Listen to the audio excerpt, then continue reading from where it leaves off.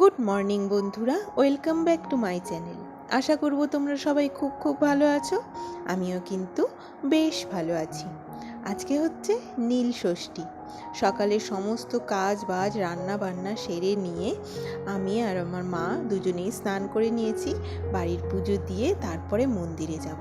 আর আজকে কিন্তু গঙ্গার নিচ দিয়ে যে মেট্রোটা তৈরি হয়েছে সেটাতেও আমার বাবা মাকে ওঠাবো। তো চলো দেখতে থাকো। আশা করছি পুরো ভিডিওটা তোমাদের খুব ভালো লাগবে আর খুব কাজেও আসবে। তো আজকে একটা খুব গুরুত্বপূর্ণ কথা আলোচনা করব, যেটা হচ্ছে আমাদের কিন্তু বলে না, কথায় আছে যে অন্যের মনকে নিয়ন্ত্রণ করা যায় কিন্তু নিজের মনকে নিয়ন্ত্রণ করা খুবই কঠিন। আর নিজের মনকে যদি কেউ নিয়ন্ত্রণ করতে না পারে তাহলে কিন্তু হেলদি লাইফস্টাইল কিন্তু তারা লিড করতে পারে না। কেন বলো তো? নিজের মনকে যদি নিয়ন্ত্রণ করতে না পারি, অনেক কথা খারাপ বলে ফেলি, অনেক ব্যবহার, অনেক ধরো রাগ করে কাউকে কিছু উল্টোপাল্টা বলে ফেললাম, এতে করে অনেক সম্পর্ক নষ্ট হয়ে যায়, অনেকের মনে আঘাত দিয়ে ফেলি, নিজেও কখনো আঘাত পেয়ে যাই। পরিবর্তন নিয়ে আসা। আজকে আমরা জানবো কিভাবে আমরা নিজেদের মধ্যে আত্মনিয়ন্ত্রণ গড়ে তুলতে পারি। জিনিস যদি আমরা মনকে শান্ত চেষ্টা করি, কিভাবে মনকে শান্ত রাখতে হবে, ধৈর্য বাড়াতে হবে, তার জন্য যোগা করতে হবে। যোগা মনের অস্থিরতা নিজের মনকে শান্ত থেকে মুক্তি দেয়। শান্ত রাখার জন্য গান শোনা যেতে পারে, ধৈর্য বাড়াতে সাহায্য করে। মনকে কোনো মানসিক চাপ থেকে রাখতে অসুবিধা হলে গান শোনা যেতে পারে, গোনা যেতে পারে, যেমন 100, 99, 98, 97 রাখতে অসুবিধা হলে কিছুক্ষণের জন্য শান্ত হয়। গোনা যায়, যেমন নিজেকে সব কাজ ও 99, 98, করার চেষ্টা করবেন। এইভাবে এতে করে কোনো কাজই সঠিকভাবে হবে না। যেমন আপনি ভাবলেন আজকে থেকে ওজন কমাবেন, পাশাপাশি বই পড়ার রেগে গেছে, পাশাপাশি মোবাইল একটু তখন এরকম ঘাঁটবেন। প্রত্যেকটা জিনিস একবারে চেষ্টা করলে কোনো কাজই ঠিকভাবে হবে না। ওই জন্য তারপর নিজেকে পুরস্কৃত করা, কোনো ভালো কাজ করা, নিজেকে নিজে পুরস্কৃত করো। ছোট ছোট পদক্ষেপ যদি গ্রহণ করতে পারি, অনেক বড় বড় পদক্ষেপ নিজেকে এই জিনিসটা টানা আমি এক মাস ব্যায়াম ভালো কিছু করতে পারলে আমি এই জিনিসটা নিজেকে নিজে খাওয়াবো, স্থির করব। এক সপ্তাহ ছোট পদক্ষেপ, 2 দিন 3 দিন আগে এরকম করে কাজটি শুরু করুন, দেখবেন কিন্তু ছোট ছোট পদক্ষেপ গ্রহণ করা, নিজেকে পুরস্কৃত করা। কোনো কাজ করতে যদি সফল হন তবে নিজেকে পুরস্কৃত নিয়ে নিজেকে বলুন, আমি যদি 15 দিন হেলদি খাবার খেতে পারি তাহলে 15 দিন পর আমি আমার পছন্দের পাস্তা খাবো। নানান করে একবারে সব চেষ্টা যদি করতে যাই তাহলে নিজের মধ্যে কোনো সাময়িক পরিবর্তন আনতে সক্ষম হলে, যেমন ধরো আমি ব্যায়াম করব কাল থেকে, নিজেকে কখনো দোষারোপ পাশাপাশি আমি কোনো কাজ সঠিকভাবে করতে না পারলে নিজেকে দোষী মনে করা যাবে। আবার মোবাইল দিয়ে কিচ্ছু হবে না, আমি পারবো না, এমন ধরনের চিন্তা আমাদের ইচ্ছা করে চেষ্টা করলে কিন্তু, তাই একবার না পারলে বারবার চেষ্টা করতে হবে। বারবার চেষ্টা করলে সফলতা অবশ্যই চেষ্টা করা উচিত। আমার দ্বারা কিছু হবে না, নিজেকে দূরে রাখুন। মোবাইল, ল্যাপটপ এইসব ছাড়া তো এখন জীবন একদমই চলবে না। তাই পুরোটা না হলেও বারবার চেষ্টা করলে দিনের কিছুটা সময় অন্তত এগুলো থেকে একটু নিজেকে দূরে রাখুন। তো এই রকম করে যদি আর সঠিক খাদ্যাভ্যাস চেষ্টা করে যাই তাহলে নিজের মনকে আমরা কিন্তু পরিমাণ মতো নিয়ন্ত্রণ করতে পারি। আর নিজের মনকে যে নিয়ন্ত্রণ করতে পারবে সে কিন্তু জীবনের প্রতিটি ক্ষেত্রে সেলফ কন্ট্রোল বা নিজেকে নিয়ন্ত্রণ করে মাথা ঠান্ডা রাখাটা জরুরি পাবে। ব্যারাকপুর স্টেশন চলে এসেছি। এখান থেকে লোকাল ট্রেনে উঠে আমরা দমদম স্টেশন চলে যাব।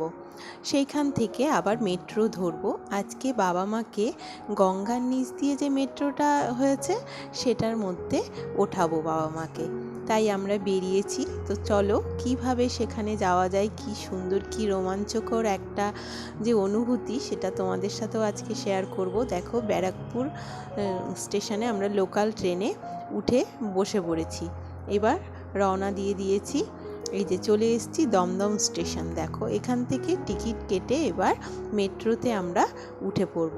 এই যে লম্বা লাইন লেগে গেছে দেখো। তো চলো টিকিট কেটে নিয়ে এই দেখো মেট্রোতে কিন্তু আমরা উঠে পড়েছি, দেখেছো?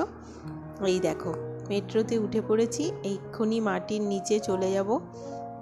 মাটির নিচে করে দমদম থেকে এই দেখো এসপ্ল্যানেড চলে এসেছি আমরা। দমদম থেকে মেট্রো ধরে এসপ্ল্যানেড চলে এসেছি, মানে আসিনি এখনও, মাঝামাঝিতে আছি। সবাই নামছে উঠছে, অনেক জায়গায় অনেক স্টেশনে দাঁড়াচ্ছে। তো চলো, এই দেখো আমরা কিন্তু প্রায় চলে এসেছি। হ্যাঁ, এইবার নেমে পড়েছি, এসপ্ল্যানেড চলে এসেছি, ওদিকে মেট্রো চলে গেল।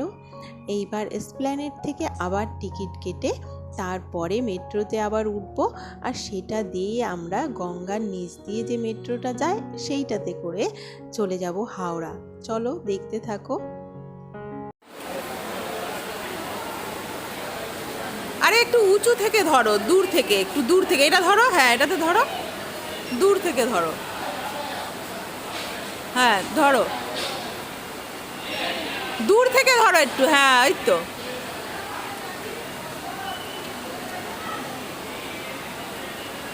একটু দূর থেকে ধরো, ওখানে না, এই যে ফুটোটাতে। হ্যাঁ,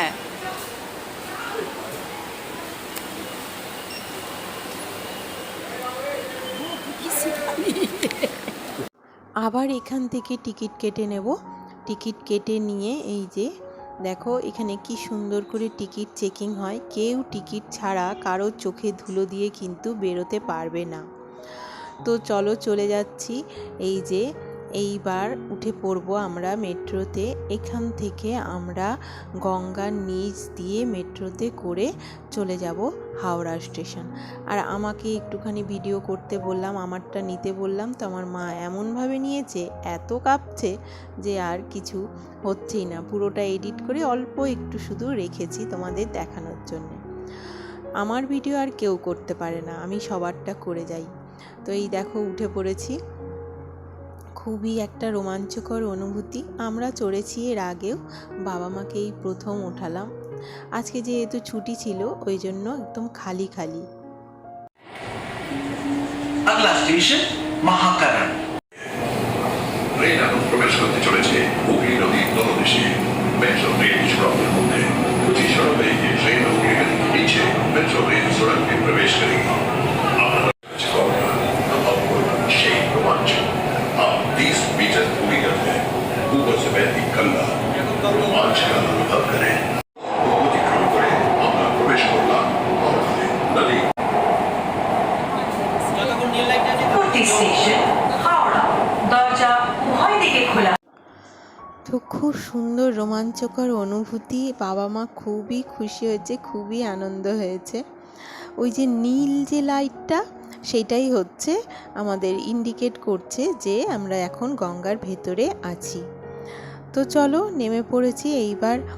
আর এই যে এসকেলেটারগুলো দিয়ে ওঠা নামাটা খুবই চাপের, খুবই ভয়ের। বাবা মা একদমই পারে না, তো ভয়ে ভয়ে ওই জন্য ও বাবাকে ধরেছে আর আমি মাকে ধরে কোনো রকম উঠিয়ে নিয়েছি। কারণ এত সিঁড়ি ওঠা নামাও সম্ভব না বাবা মার পক্ষে। দেখো না কতটা নিচে নেমে পড়েছি।